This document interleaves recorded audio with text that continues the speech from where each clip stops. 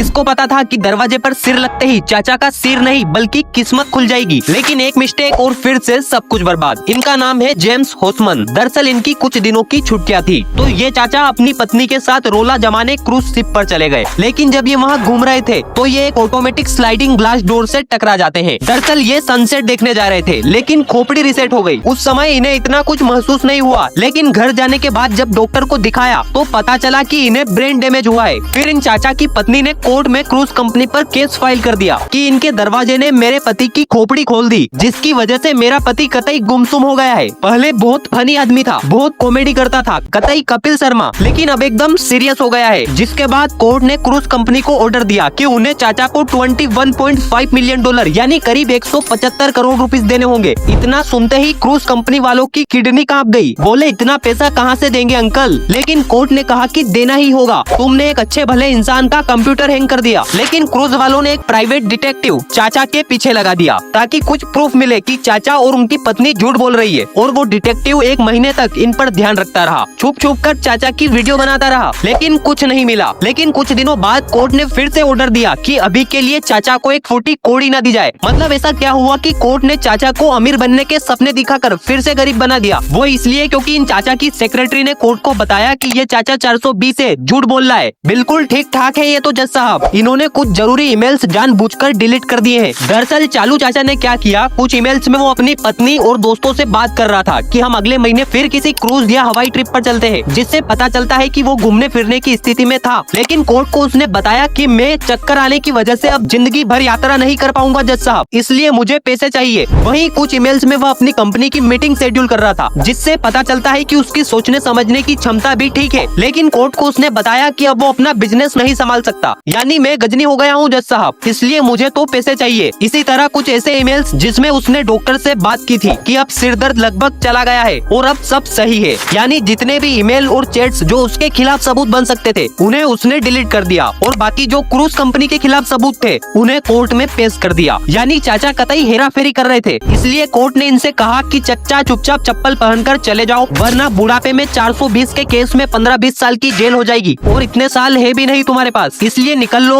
और हवाई यात्रा की बजाय चारपाई पर यात्रा करो, वरना फिर से बुढ़ापे में कहीं ठुक ठुका गए तो लेने के देने पड़ जाएंगे। और इस तरीके से चाचा करोड़पति तो बने लेकिन एंड में सिर्फ पति बनकर रह गए इन आंटी के। ये तो लेने के देने पड़ गए।